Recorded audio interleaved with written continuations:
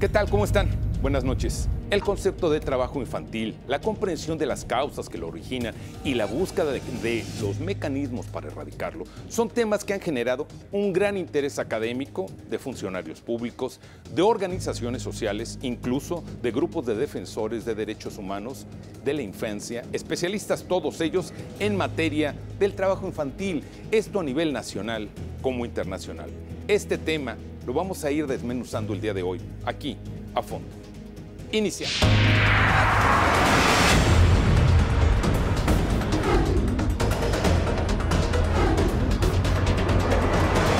A fondo, con Eduardo Campos.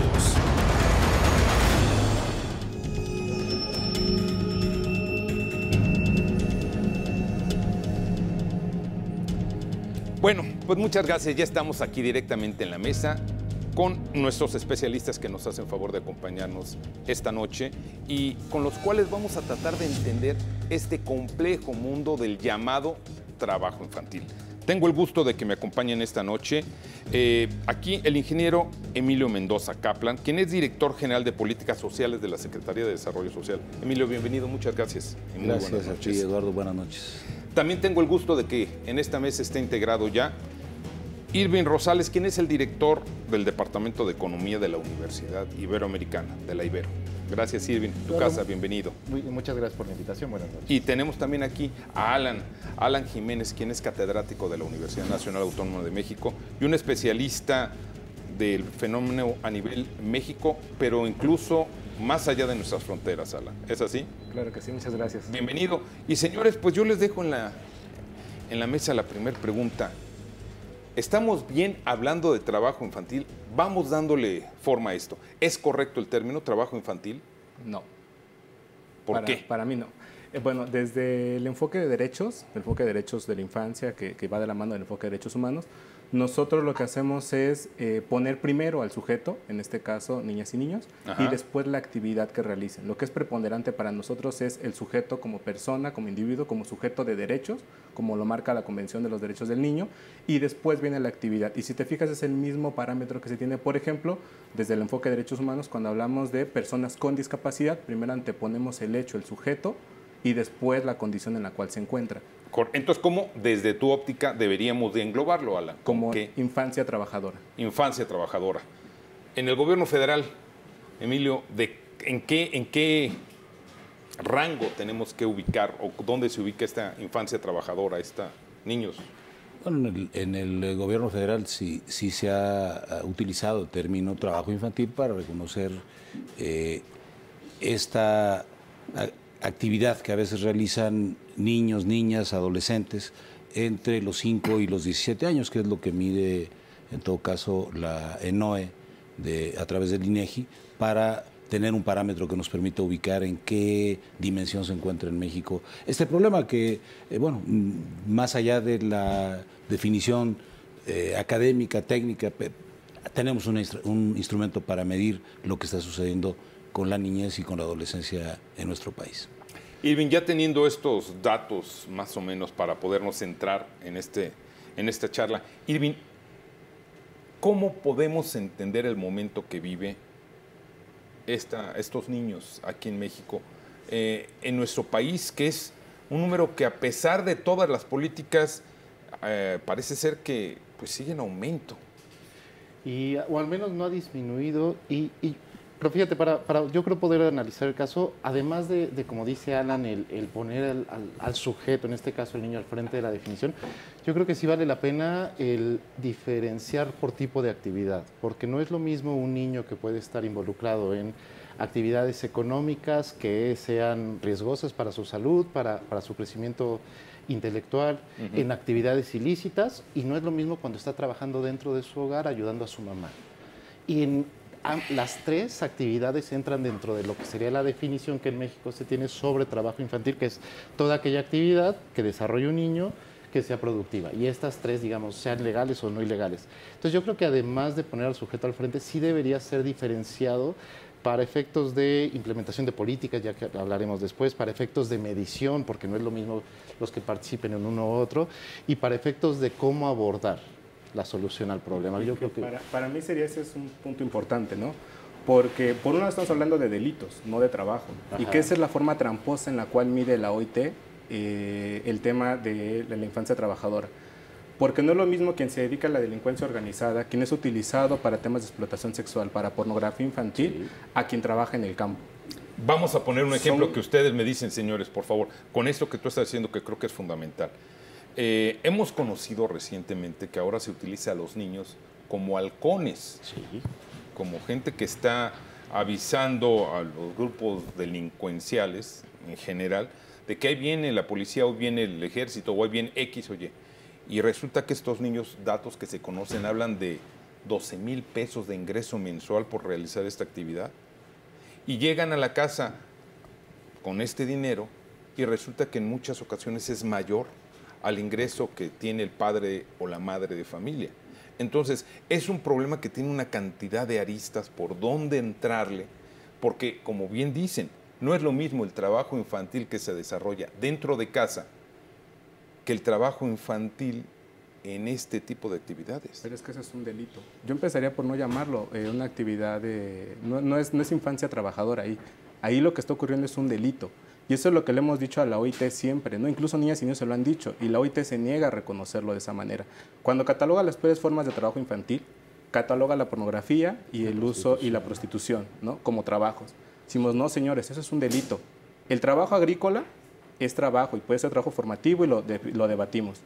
Y si hay explotación, también es un delito y hay que sancionar al que explota. Y en este caso, la arista para mí sería, hay explotación, es un delito, hay que sancionar a quienes lo están reclutando porque la Convención de los Derechos del Niño lo marca así. Y lo otro, en México, por lo menos eso para mí es una evidencia de un Estado fallido. Aquí tenemos en pantalla que en México estamos hablando de que existen 2.5 millones de niños, más o menos, que están en situación de trabajo infantil. Estos con datos de 2015. Yo diferiría un poco en el tema de lo que sucede con los niños si son explotados y que si el país entonces sería un indicativo de un Estado fallido, porque creo que es un fenómeno que rebasa las fronteras del país, es un fenómeno internacional. Tenemos a los niños, platicábamos antes de entrar al programa, que están en la guerra, por ejemplo. Yo siento que el Estado tiene que tener también formas distintas para enfrentar este tipo de situaciones. Por una parte, ¿dónde está el gran volumen del problema del trabajo infantil o la infancia que trabaja? Obviamente no está en esta parte del narcotráfico, no está en la parte de la prostitución, es un tema de mayor gravedad y tiene un enfoque, que es un enfoque efectivamente de tipo legal contra un asunto que es un delito a todas luces. Y el otro tema, el tema grande de los niños que tienen que trabajar para poder contribuir a la economía del hogar, en términos generales, sin meternos en la parte del delito. Y creo que son entonces dos grandes enfoques. Para uno, el Gobierno de México ha empezado en este sexenio por crear la Comisión Intersecretarial para la Prevención y Erradicación del Trabajo Infantil. Y por otra parte, pues ya tiene una herramienta de tiempo, que comentaba yo hace rato, que nos permite ir comparando cómo vamos. Porque decir que no ha disminuido, pues sería pensar que las estadísticas tampoco son correctas, porque teníamos, digamos no hace muchos años... el ritmo de decrecimiento en México no es mayor que se observa en otros países en vías de desarrollo. En eso estaría yo de acuerdo. Depende pero cómo se manejan las cifras, porque ese dato es sin considerar a la infancia que realiza actividades domésticas dentro de su hogar y que, como lo marcaba la encuesta nacional de trabajo, o sea, hay niñas y niños que realizan actividades dentro de su hogar, que van a la escuela, que hacen actividades, van a la escuela y trabajan, o que solamente hacen actividades dentro del hogar, trabajan, no van a la escuela. Y si sumamos todo eso, nos da un total de cerca de 20 a 22 millones de niñas y de niños realizando algún tipo de actividad. Entonces, yo realmente creo que hay un doble discurso, incluso lo hemos señalado de esa manera, de la OIT y obviamente del Estado mexicano, pero hay un discurso hipócrita y de doble moral por parte de la OIT. Porque en el programa IPEC es uno de los que más recursos recibe a nivel internacional y el que menos resultados ha entregado a nivel nacional y a nivel internacional, y además nunca escuchan la voz de niñas y de niños. Es como hacer una ley para mujeres sin que las mujeres participen en ella. Ese es un programa de eliminación del trabajo infantil a nivel internacional. Pero antes de ir, yo sí quisiera Es que a mí sí me gustaría dejar en claro algunas cosas. Yo creo que Venga. a nivel mundial en México, la gran parte del trabajo infantil sí es un problema de desarrollo, sí es un problema de pobreza, no es un problema de leyes, o sea, no es la definición que podemos estar discutiendo, sí, porque vale la pena a veces, en ocasiones, discutir Claro, qué definiciones centrar para esto, claro, abordarlos. claro.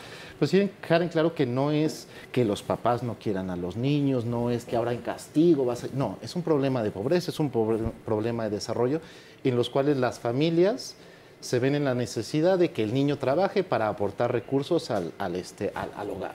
Y no verlo necesariamente como explotación, entonces. Cuando pueda haber explotación hay que señalarlo. Hay que señalar que los hay. Por eso. Pero no necesariamente todos los niños trabajadores son explotados. Claro. Y el otro mito que yo sí quisiera quitar, que bueno, y los estudios, incluso estudios míos, estudios de otras personas en México, en el mundo, y los últimos datos que existen es también quitar el mito de que son mutuamente excluyentes las actividades de los niños, inclusive en casa, con la escuela. O sea, ese es otro mito que sí hay que quitar. O sea, no es o lo uno o lo otro en las decisiones familiares. Lo que se observa en México cada vez más es que hay una combinación en las dos actividades. Hay niños que van a la escuela y que además de ir a la escuela están realizando actividades dentro del hogar o fuera del hogar para obtener recursos para la familia.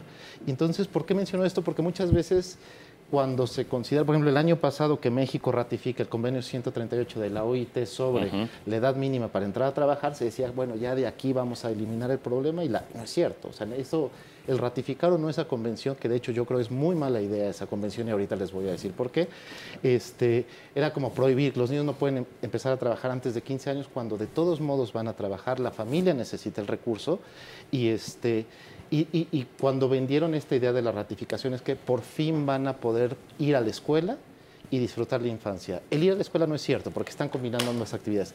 El tener tiempo de esparcimiento, ahí sí, esa es otra cosa. Y por último, para mencionar esto de las malas ideas, de no diferenciar las actividades de los niños, de impulsar leyes que prohíban a nivel global el trabajo y los resultados contraproducentes, que la ley puede ser bien intencionada, pero por ejemplo, en Bangladesh en los 90s, por culpa de un senador Harkin en Estados Unidos, la industria textil en Bangladesh tenía 55,000 niños, mayoría niñas, prohíbe el trabajo infantil.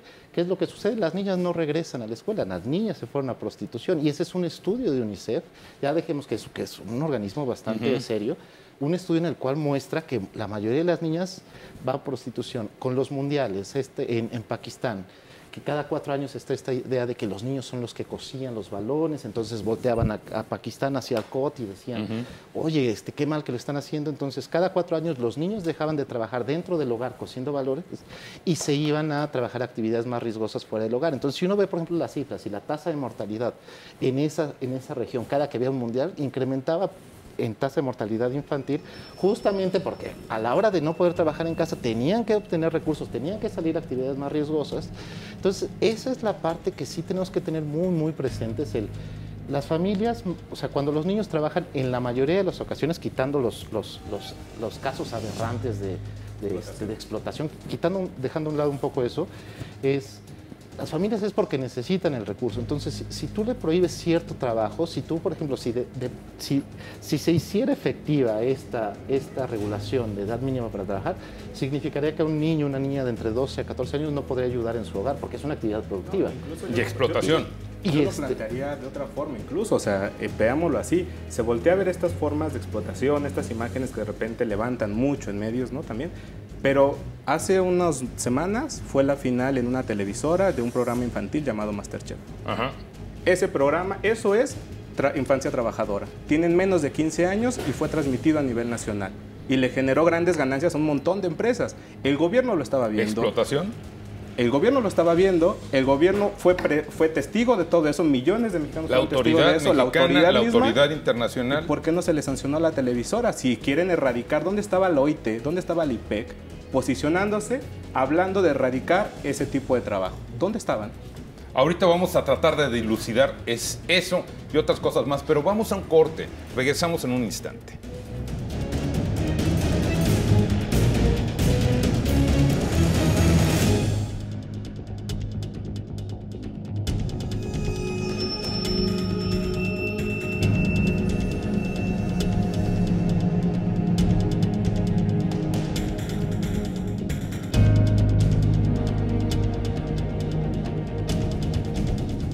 manifestado que en México asumimos el combate al trabajo infantil como una política de Estado, de carácter permanente, con legislación específica y con acciones contundentes.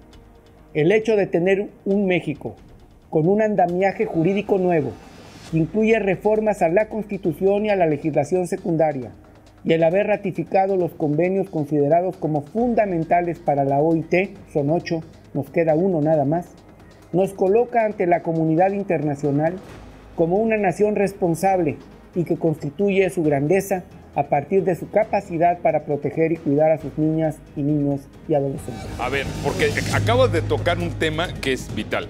De alguna manera, estas participaciones en programas de este tipo o en otros programas que nos estabas diciendo aquí, Emilio, ¿cómo, o en actividades deportivas, cómo entenderlo? ¿Dónde lo vamos a englobar? Para mí, tiene que ver con la cuestión de criminalizar la pobreza. Criminalizar a la pobreza. ¿Por qué? Porque se sanciona esta parte de los que trabajan, ¿no? Porque son pobres, ¿no? Y esos son los que cuentan en toda esta parte, sí. Y entonces se criminaliza la pobreza, se criminaliza a la familia, se criminaliza al niño, a la niña trabajadora, se les criminaliza a ellos. Entonces, por eso yo hablo de un doble discurso, una hipocresía en todo esto y una doble moral. Por parte del OIT y del gobierno mexicano, eso nos queda más que claro, ¿no?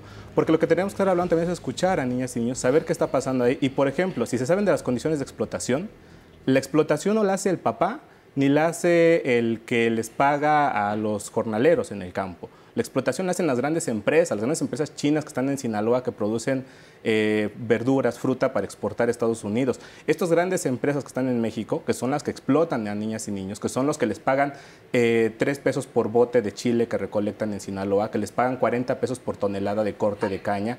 Esas empresas son las que están explotando a niñas y niños, ¿no? Entonces, esos son los que tendrían que estar siendo sancionados, no la pobreza, no la infancia, y entonces sí, a ellos se les sanciona y ocurre lo que decía aquí el compañero, ¿no? Se terminan yendo a trabajos donde, como dicen, me estoy arriesgando más en contratarte, entonces te pago menos, te tengo en peores condiciones y si quieres. Y resulta que tienen que trabajar para poder sobrevivir. ¿Y dónde está el Estado? Por eso hablo de un Estado fallido. ¿Dónde está el Estado garantizando la educación, los medios de sobrevivencia de las familias, como lo marca la Constitución? Y estas niñas y niños que están trabajando y que no van a la escuela, que quieren erradicarlos, que ya no trabajen. ¿Qué va a hacer el gobierno mexicano en este momento con 2.5 millones de niñas y niños que no trabajen? Cuando la infancia trabajadora en México produce, no quiere decir que reciba, produce el 6% del Producto Interno Bruto. Es decir, mantiene la educación de toda la infancia de todo el país. ¿Tenemos algo que decir ahí, Emilio? Sí, cómo no, pues lo que se está haciendo, sin dejar de reconocer que a lo mejor el avance no ha sido lo suficientemente, como te dijera yo, sustantivo. Sustantivo, sí. Bueno, tenemos avances y estamos haciendo cosas. El tema de los niños jornaleros, hay dos vertientes. Una, la parte de las becas que se ofrecen a los jornaleros. Particularmente en Sinaloa se atiende con la mayor cantidad de recursos, evidentemente allí es donde hay más jornaleros, a través del programa de jornaleros agrícolas, donde se ha atendido en el sexenio, la cifra pudiera no resultar significativa, sin embargo en función de los presupuestos lo es, a más de 50,000 niños únicos, quiero decir niños que los hemos atendido varias veces en los diferentes años en los que van sus padres a trabajar a las zonas agrícolas. También tenemos, por otra parte, lo que hace Prospera, que Prospera atiende a 6 millones, poco más de 6 millones de niñas, niños y adolescentes en el programa de transferencias condicionadas para justamente que los niños y los adolescentes sigan en la escuela. Ahí la inversión es muchísimo más alta, solamente para este año el presupuesto andará rondando los 25,000 millones de pesos en el tema de Prospera. A ver, déjame hacer aquí una pausa para ver esto. No hablamos o no solamente vemos esta situación del trabajo infantil o la explotación infantil en el campo, lo vemos también en las fábricas, los vemos en las áreas de servicio, los vemos en el comercio informal. Es un problema muy complejo, con una cantidad de aristas y de por dónde entrarle, porque te vas al campo, te vas a la fábrica, te vas a las calles de las grandes o de las ciudades o pequeñas. De acuerdo con la ENOE, de acuerdo con la ENOE, justamente, demos del valor que tiene, un 30% de la gente se dedica a las actividades agropecuarias, otro 30% andará en el tema del comercio. Comercio y servicios juntos es la mayor parte. Así es. Entonces, El gobierno atiende estas partes, pero además está trabajando en el tema de prevención. ¿A través de qué? Pero ahí yo creo, disculpa la interrupción, es que antes de dejar la idea, es que yo creo que sí es importante integrar todo, o sea, integrar, porque son niños, al fin y al cabo, y lo que quieres es ayudar a los niños. Y como decías aquí, hay que ponerlo primero que nada entonces, al niño. O sea, no dejar de fuera a los niños que están involucrados con el crimen organizado, no dejar de fuera a los niños de la calle, a los hijos de los niños de la calle, que ya es una problemática que se está generando. O sea, yo creo que toda esa parte es lo que se tiene que integrar dentro de las políticas públicas. ¿Por qué? Porque tener una dimensión correcta y del problema te permite diseñar algo mejor. Porque en México, ¿qué se ha demostrado? Que, por ejemplo, el programa Progresa y de ahí Oportunidades y todos los nombres que ha tenido a lo largo del año, ha sido muy bueno, por ejemplo, para mejorar condiciones de salud de los niños y asistencia escolar. Pero no ha sido bueno porque ese no era la razón de ser del programa, en disminuir el trabajo infantil. Y con esta idea de que no están peleadas las actividades escolares con laborales, sobre todo en zonas rurales de los niños. Y que no es su culpa porque no está diseñado para... Y no es suficiente, por lo tanto. Exacto, y que México no está atacando... O sea, el tema, yo creo que el gran problema es que en México se piensa en programas, bueno, en el mundo, de ataque a la pobreza. La pobreza no es el origen. La pobreza es consecuencia de una mala distribución de la riqueza que está ocurriendo en este país. Cuando tenemos que México cada vez o cada año en la revista Forbes cada vez se suman más mexicanos, ¿no? Y tienes en contrasentido, o sea, que un niño, una familia de un niño, una niña trabajadora, en su vida van a alcanzar lo que gana un Slim, lo que gana una Azcárraga, lo que gana una Aramburu-Zavala, lo que ganan los grandes ricos de este país en un día. Y una familia de estas lo va a ganar en toda su vida. O sea, cuando tienes es un país tan desigual, que cuando tienes estas grandes desigualdades, grandes problemas de corrupción, tratar de atacar todo lo que está ocasionando la pobreza y que una de sus derivaciones es la infancia trabajadora. Trabajan no tanto por gusto, porque lo necesitan y lo tienen que hacer. ¿Y dónde está el Estado garantizando esa parte? Por eso yo creo que en otro momento estaremos hablando más bien de la regulación de la infancia trabajadora y de que lo hagan en mejores condiciones. Mi propuesta de tesis fue el derecho al trabajo de niñas y niños como parte de su proceso de participación infantil. Y esto es en el marco de la Convención de los Derechos del Niño, que es un instrumento jurídicamente vinculante que el Estado mexicano tiene que cumplir y que el Estado mexicano, por ejemplo, constantemente entrega tarde sus reportes al Comité de los Derechos del Niño, no cumple las recomendaciones del Comité de los Derechos del Niño, ¿no? Donde les ha llevado al banquillo los acusados al Estado mexicano, ¿no? Y donde además en políticas públicas no se escucha a la infancia. No hay foros, no hay espacios, no hay instancias a ningún nivel para escuchar a niñas y niños. Pero aquí, por ejemplo, estoy tratando de entender con esto que ustedes están poniendo en la mesa, realmente el reto para el gobierno federal es tremendo, porque, pues bueno, ¿por dónde empezar? ¿Atacar la pobreza para evitar o tratar de resolver ahorita un problema que afecta, números redondos, 3 millones de infantes en este país? Yo, por ejemplo, en términos de ¿por dónde empezar? Sí es necesario. O sea, sí se tiene que abordar el problema nacional de pobreza y desigualdad, por un lado, porque si eso no se acaba, muchísimos problemas, incluido el trabajo infantil, no se van a eliminar en México. Entonces, eso se tiene que abordar, sí. En términos de niños en actividades, déjenme ponerlo así, no se tienen recursos para abordarlo todo. Y lo que se ha demostrado en el mundo es que abordas una parte y se van a situaciones peores y peores y peores. Eso se ve en el mundo consistentemente. Entonces, yo empezaría por las situaciones peores. O sea, yo empezaría garantizando que los niños no van a participar en el crimen organizado, no van a ser atraídos a prostitución infantil. O sea, yo empezaría por las peores formas, o sea, lo peor de las actividades en las cuales un niño puede participar.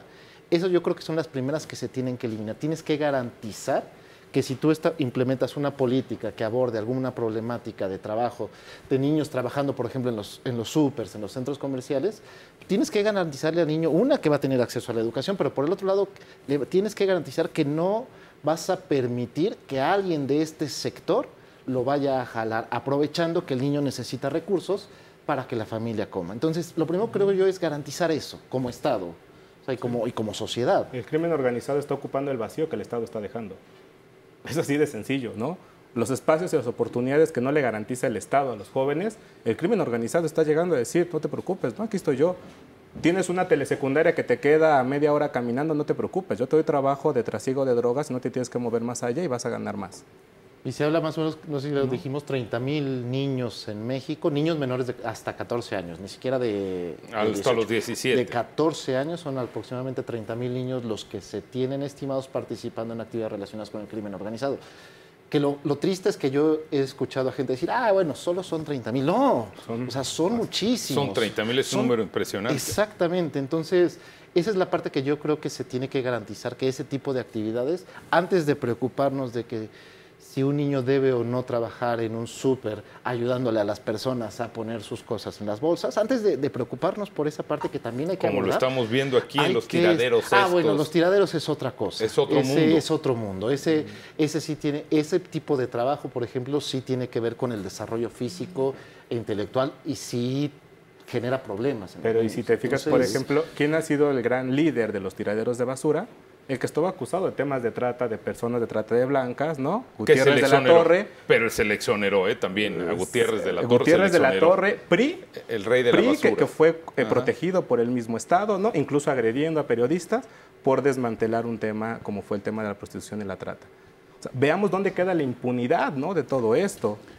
A ver, Emilio, porque aquí le han pegado mucho al gobierno federal, ¿no? ¿Qué nos tienes que decir? Bueno, yo estoy totalmente de acuerdo que es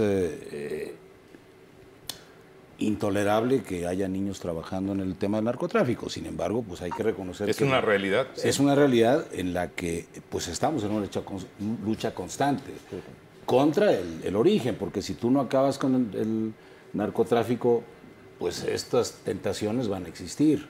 Y evidentemente no hay quien pueda competir contra un pago de esta magnitud de la que se menciona, si es que esto es medible de alguna forma, ¿no?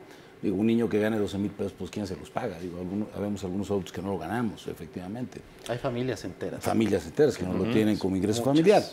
Por eso, ese es un tema policíaco, un tema de leyes, del Estado de Derecho, en fin. Económico, a final de cuentas. Que es complejo. Sí. Evidentemente, la complejidad ahí la demuestran ya casi 12 años de lucha contra el narcotráfico, que no han podido abatirlo. Y nos podríamos ir más allá en este tema en particular, pero no es el tema de la plática de hoy.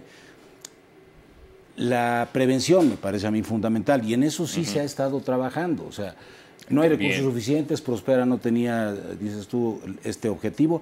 No, bueno, pero al principio de la administración se crea esta comisión intersecretarial precisamente para que todos los que podemos incidir en disminuir el trabajo infantil, pues alineemos nuestros esfuerzos. Y Prospera, junto con los demás, lidera la Secretaría de Trabajo y Previsión Social, esta comisión intersecretarial, pues ha estado canalizando más recursos a las zonas más vulnerables de la niñez que tendría que dejar la escuela, pensando en que sí es, aunque no sea el único, un factor importante, que los niños estén en la escuela. Y estableciendo algunas cuestiones como estos reconocimientos a las empresas que en el sector agropecuario no emplean a niños como un valor agregado para las empresas, que nos permite también incidir un poco en esta... Pero el tema es que solamente al darles ese reconocimiento lo que hacen es... Porque decía un niño de Perú en algún momento en una reunión internacional, que cuando se hablaba la OIT de erradicar, ¿no? De erradicar el trabajo de niñas y niños, decía, es que yo me imagino a los del OIT sacando DDT, ¿no? Estos aerolitos, ¿no? Para erradicar, ¿no? Sí. No quiero decir la marca, pero para erradicar a la infancia trabajadora, ¿no? Eso es porque ellos nos quieren echar como estas cosas, ¿no? Sí. Porque parece que esa es la política, ¿no? Erradicar, pero ¿cuál es lo que ofreces como alternativa? No trabaja, ¿qué le ofreces? Cuando la mayoría de esas niñas y niños son niñas y niños jornaleros del estado de Guerrero, de la montaña alta. Esa que no se atiende tampoco, esa que está controlada por el crimen organizado, tanto del gobierno como del narco. Entonces, o sea, no se está atendiendo esa parte. ¿Qué les ofreces? Tan solo, por ejemplo, solamente 7 de cada 10 niñas y niños menores de 5 años pueden tener cabida en un preescolar, porque no hay lo suficientes en infraestructura en el país. A ver, señores, vamos a tener que hacer una pausa, pero les dejo en la mesa la pregunta. ¿Se está trabajando? ¿Se está haciendo? ¿Es suficiente lo que estamos haciendo? Una pausa. Regresamos.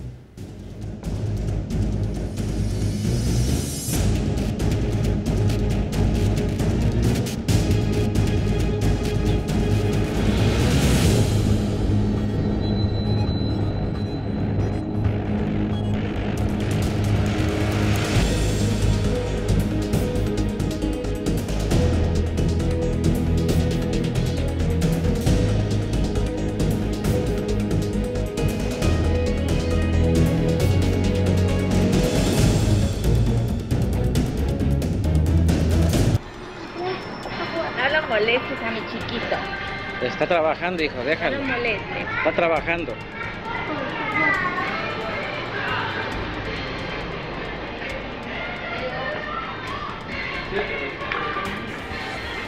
¿Qué pasó?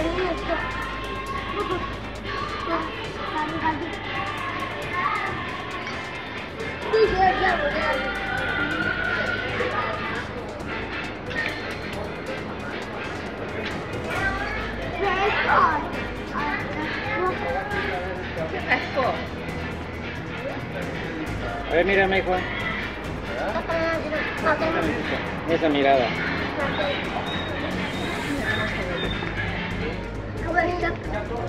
Estoy tomando este video no por explotarlo, sino por evidenciar un poco la realidad de nuestra niñez, de nuestra juventud. Bueno, les preguntaba, si hay manera, si hay trabajo, si estamos por la ruta de solucionar esto, de tener ya los programas y sobre todo, cómo entenderlo en un mundo globalizado, donde datos por lo que ustedes están aquí manejando en la mesa de organismos internacionales que parece ser no reflejan la realidad mexicana. Sí, claro.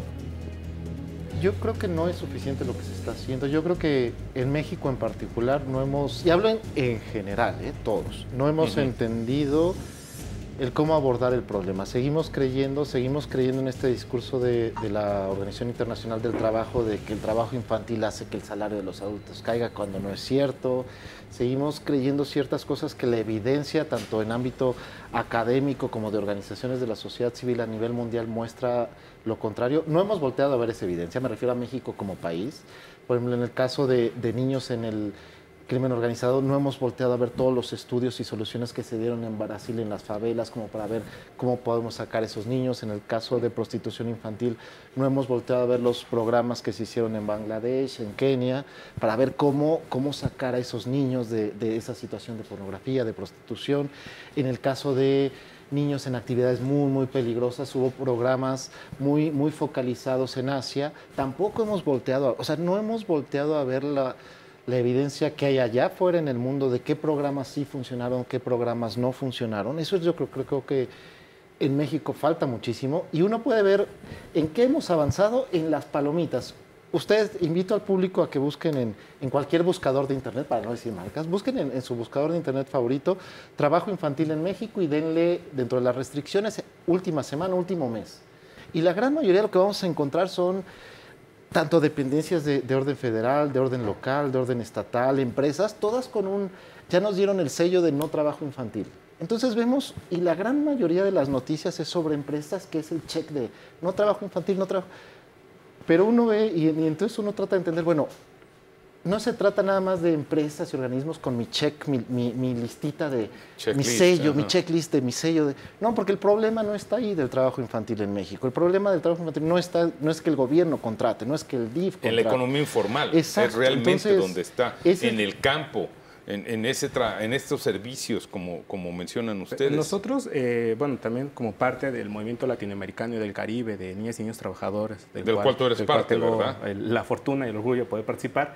Nosotros decimos, la consigna es muy clara: sí al trabajo digno, no a la explotación. Sí. Que estas empresas deberían de manejar su discurso, en lugar de decir está libre de cualquier tipo de trabajo de niñas y niños, decir está libre de cualquier tipo de explotación de la infancia trabajadora. Ese sería el mensaje, porque la Convención de los Derechos del Niño no prohíbe el trabajo de niñas y niños. De manera textual no lo hace. Okay. Prohíbe la explotación del trabajo. Que es diferente. Exacto. Entonces, apegándonos a ese mecanismo que es internacional y que luego se incorpora a la Constitución mexicana, mal hecho, porque me queda claro que los legisladores mexicanos también no comprenden el enfoque de derechos, ¿no? Y vinculan un discurso de visión de necesidades con visión de derechos. En el artículo 4 incorporaron el interés superior de la infancia, que es uno de los 4 principios de la Convención que la alimentan, y que entonces habla de que el Estado tiene que hacer todo lo que esté en sus manos para garantizar el interés superior de la infancia en todos los ámbitos. Y ya después de ahí habla de todos los demás derechos, ¿no? Que son derechos, no necesidades como lo establece la Constitución. Es una visión diferente. Entonces, me parece que nosotros tenemos que estar hablando, por ejemplo, yo de manera digna porto mis pulseras hechas por niñas y niños de San Cristóbal de las Casas, que son parte también de este movimiento, de una organización que se llama Melel Xojobal, que ellos elaboran sus artesanías y sienten esa parte de dignidad al decir, esto lo hice yo, esto lo vendo yo y lo vendo en un precio justo.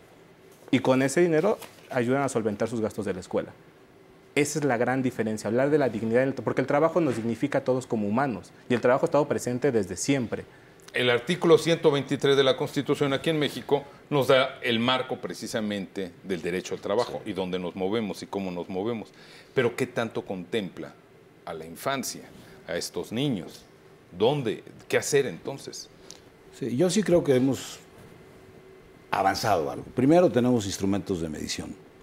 Después tenemos esta comisión intersecretarial que nos permite enfocar y alinear esfuerzos. Y el año pasado tenemos un plan nacional también, que ya abarca 2 años, porque es esta administración, en la que se puntualizan más metas, se identifican más.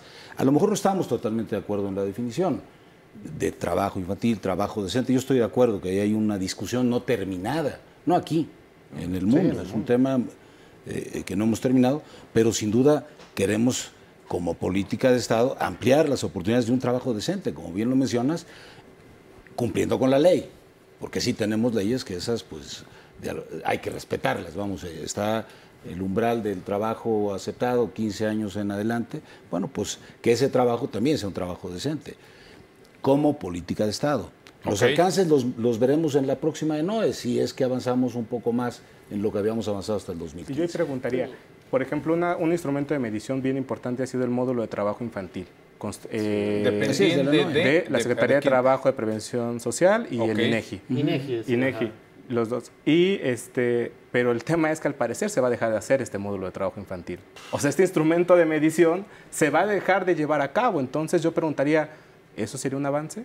No, bueno, yo no. Eso es una cuestión importante. No había escuchado el tema, pero sí es cierto, no es posible que hagan eso. No, yo no creo tampoco. Bueno, aquí les quiero dar nada más, por ejemplo, aquí le pido a mi compañera que está con nosotros en el teleprompter que me dé la definición exacta que está dando una dependencia como es el DIF. De qué es lo que está, cómo en México una institución tan fuerte como el DIF nos está pues marcando parámetros, desarrollo integral de la familia. ¿Dónde está ese desarrollo integral? Pero no olvidemos que el DIF es una instancia totalmente asistencialista, que se rige por una ley asistencialista y que fue creado con un punto muy importante desde el tema de vista asistencial, no del enfoque de derechos y de la garantía de derechos que tiene que tener el Estado mexicano, porque en este tema quien tiene que garantizar los derechos de niñas y niños marcado por la ley es el Estado mexicano. Ellos son los obligados a garantizar todos estos derechos. Y el DIF trae una visión completamente asistencialista. Correcto. Eso hay que puntualizarlo porque la visión asistencial implica atender los casos por encimita, de manera inmediata y para un momento determinado. El enfoque de derechos atiende el fondo del problema y te invita a prevenir y a dar una solución que te garantice en el tiempo que se va a mantener.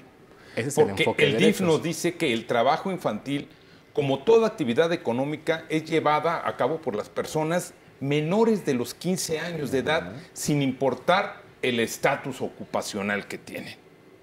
¿Estamos de acuerdo? No, esa es la parte. No, estoy de acuerdo que esa es la definición oficial del gobierno y del DIF. Sí, yo estoy completamente en desacuerdo en que eso sea lo que se considere ilegal. Yo también me Porque sumo a esa voz. entraríamos a que los niños que elaboraron tus pulseras era una actividad ilegal. O sea, ya estamos diciendo que esa elaboración de pulsera en Chiapas por niños es una actividad ilegal, porque ya la ley lo que dice es que se prohíbe que los niños menores a 14 años ejerzan cualquier actividad económica, incluyendo Masterchef, la selección sub-17 que fue campeona del mundo, La Voz México, los niños actores, o sea, todos esos son ilegales. Y aquí la idea es, sí, no es el espíritu de la ley en sí misma lo que yo en mi caso critico, porque todo el mundo creo que queremos que los niños tengan espacios de esparcimiento, que acudan a escuelas de calidad, que vivan su infancia. Yo creo que todos queremos esto en el país, o casi todos, ¿no? Pero todos queremos eso. Todos los queremos. Pero Pero yo creo que no es la forma, ¿no? O sea, definiendo que toda actividad que realiza un niño de 14 años o menos es una actividad ilegal, esa yo no creo que sea la forma de ayudar a los niños a vivir su infancia. No, porque hay trabajo formativo también. Claro, claro. Y entonces, o sea, si tú ves, por ejemplo, tan solo en la Ciudad de México, Xochimilco, las personas que viven ahí en la zona, ¿no? Que han trabajado las flores toda su vida y que niñas y niños aprenden ese oficio y esas actividades, eso sería ilegal. Cuando ellos incluso desarrollan... De generación en generación ha venido pasando esto. Sí. Y es trabajo agrícola. Claro, claro. Entonces, pero si tú dices eso, entonces estás de acuerdo en que se aprueben las peores formas de trabajo infantil, según la OIT. No, yo no lo digo, son los parámetros yo coincido marcados, contigo, claro. yo coincido en tu punto de vista, pero te das cuenta cómo hay este doble discurso de la OIT, ¿no? Y por qué cuestionamos estas peores formas de trabajo infantil, como los consideran ellos. Por eso queremos que hayan esos matices y que se escuche sobre todo a niñas y niños. Yo insisto mucho en eso. El protagonismo y la participación infantil tienen que estar presente en todo el momento de la política pública y de todas las leyes que se establezcan en este país. Y eso no está pasando. Y eso también lo marca la ley, lo pide la ley. Irving. Y por el otro lado, yo creo que esa parte de actividades que sí causan un daño físico o psicológico a los niños, esas sí son las que se deben atacar. O sea, yo creo que también ahí todos estamos de acuerdo que ese tipo de actividades ya legales, pero que física o psicológicamente pueden causar un daño al niño, tienen que ser eliminadas. Que no es un trabajo digno. Exacto, que no y es un eso trabajo digno. Y eso sí lo contempla el gobierno federal. Sí, claro. A través de las políticas que se están impulsando y de esta confluencia de todas las secretarías que tienen que ver con el tema. Estamos hablando de una definición de trabajo decente, de ampliar las oportunidades de trabajo decente para los niños y adolescentes. Pero acá es trabajo decente a partir de los 15 años. Es que eso es diferente. El matiz incluso entra en trabajo decente, porque eso es a partir de los 15 años. Si tienes menos de 15 años, ¿es un trabajo indecente entonces? ¿E ilegal? Es ilegal. Hoy en México es ilegal. Que vayamos al indecente, ilegal. Pero llamar un trabajo de un niño o una niña indecente... Claro. ¿No? O sea, estos niños de Xochimilco... El matiz aquí por eso hablamos importante. de trabajo digno, no de trabajo decente, de condiciones de trabajo digno. Que tengan un proceso de participación infantil. ¿Cuál es? Que niñas y niños tengan derecho a recibir la información clara y objetiva de qué tipo de trabajo van a realizar, en qué condiciones. Que tengan derecho a la libertad de pensamiento, a generar su propia idea y decidir, externarlo. Derecho a la libertad de expresión, decidir si trabajan o no trabajan. Que ellos tengan la posibilidad de decidir si trabajan o no. Que no sean las condiciones de pobreza las que lo obliguen a trabajar. Que tengan derecho a asociarse, como lo marca la Convención, y derecho a no ser violentados por su opinión. Perdóname, Alan, esta es la teoría.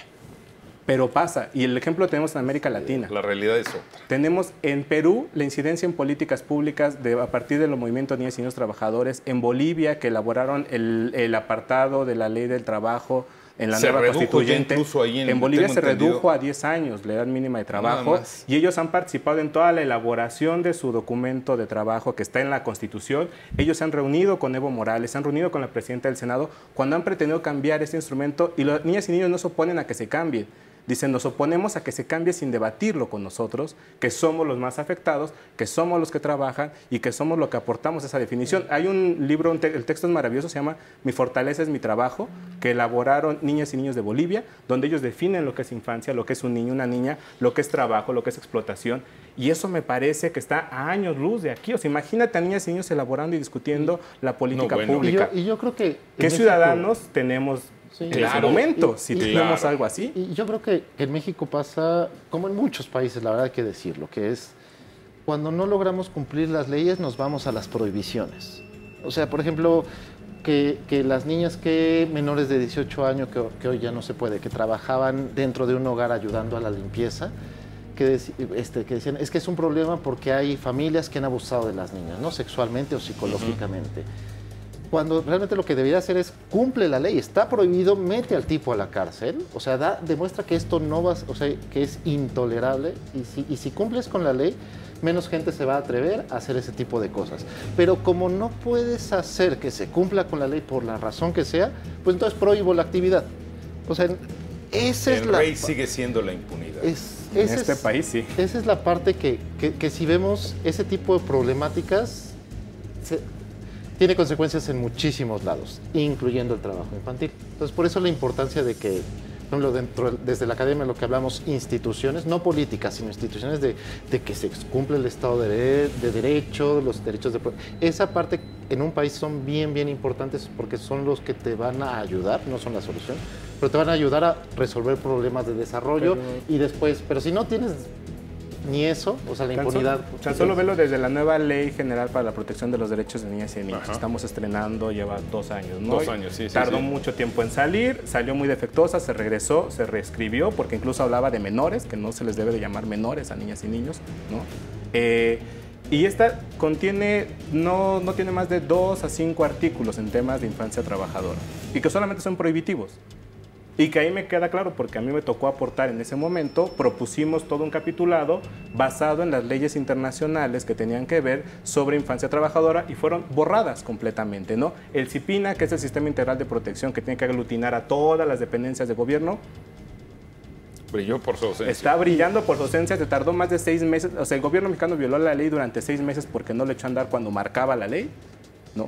Y ahora que está ahí, veamos cuáles han sido los resultados del trabajo de este CIPINA y además cómo se constituyó y quiénes fueron quienes controlaron estos espacios dentro del CIPINA y por qué no hay toda esta diversidad que debería de tener el CIPINA, ¿no? Entonces, y que ahora están echando a andar diferentes CIPINAs en todos los estados, no todos los estados lo tienen y obviamente menos está funcionando. Entonces, ahí es donde deberían estarse desarrollando las políticas públicas para atender el tema de la infancia trabajadora, pero verlo desde todas estas aristas y demandaríamos con enfoque de derechos, no visión de necesidades ni una visión de erradicación. Ahora, yo quisiera decir nada más para que... Déjame nada más ir un corte. Desafortunadamente a veces aquí los tiempos nos limitan. Regresamos un momento.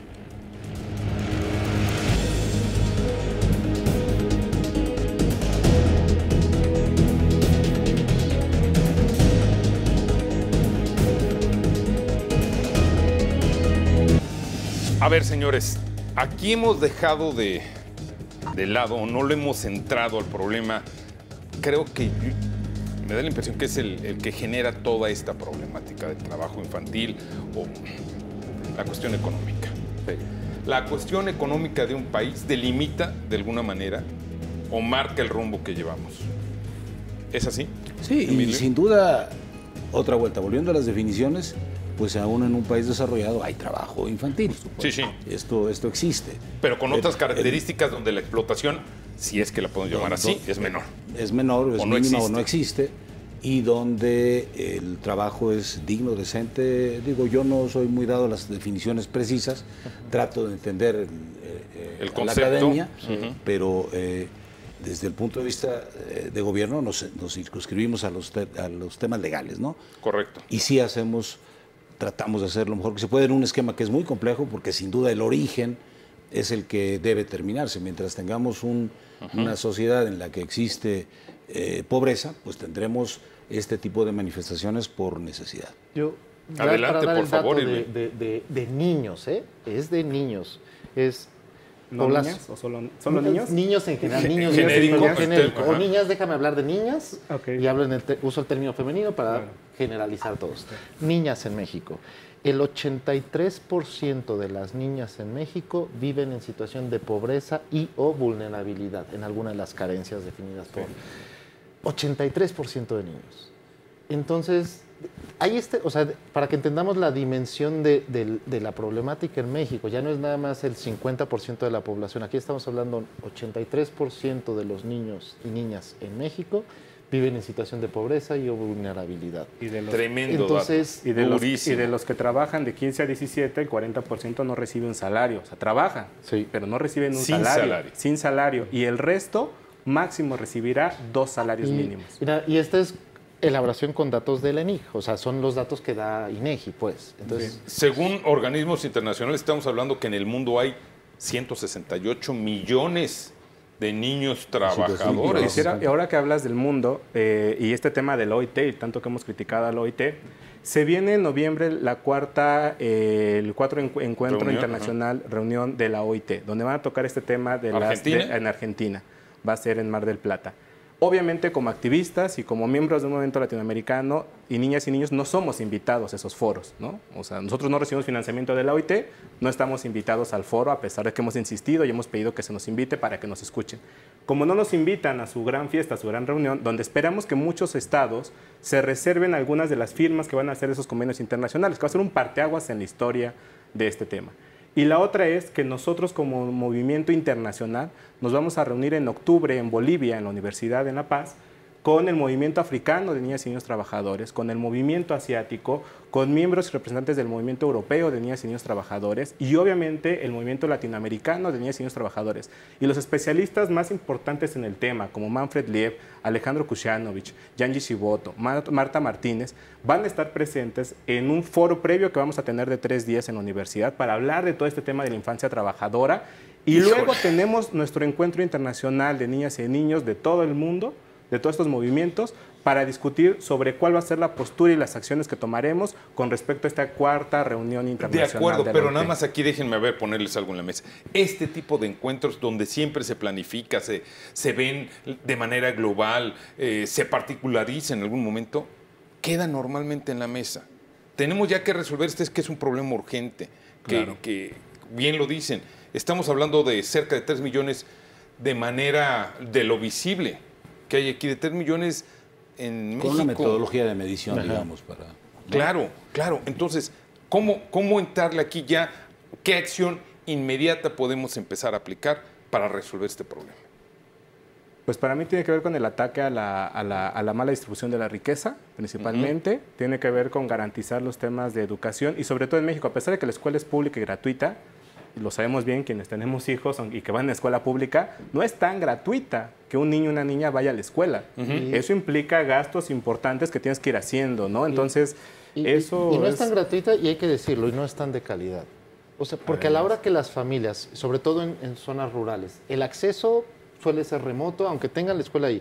Si las familias no ven que el niño pase 6 años, 9 años en la escuela, no lo ven reflejado en que el niño realmente va a poder generar él más recursos cuando sean grandes, pues no, van a decidir no enviar al niño a la escuela o no lo van a ver tan importante. A lo que voy es, la calidad de la educación como calidad, no nada más decir es obligatorio que lleguen hasta prepa, no.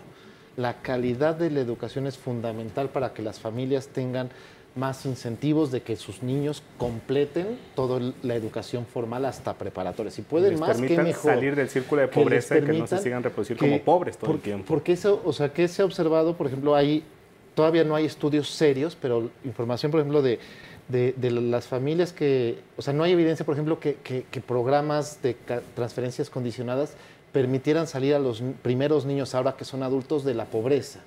Pero es por otro tipo de cosas, porque si la educación en México no te permite tener un salario mucho mayor, el haber invertido, déjenme hablar, 12 años, esa es la parte para las familias bien importante para que tengan incentivos a sacrificar, o sea, que los padres vean como un sacrificio, ¿sabes qué? Ok, no me ayudes en la casa, porque yo sé que si vas esos 3 años más en secundaria o vas esos 3 años más en preparatoria, te van a ayudar muchísimo, entonces nos sacrificamos y esa parte es fundamental. Yo diría calidad de la educación, que no puedan entrar a actividades ya lo peor del trabajo. Emilio.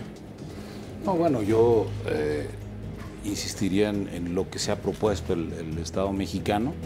Entre lo más importante del plan que tiene que ver con el abatimiento del trabajo infantil 2016-2018, pues está el impulsar el que podamos llegar a un piso mínimo de protección social que nos ayude a que en las familias que se encuentran en vulnerabilidad los niños y los adolescentes no tengan que necesariamente ir a trabajar.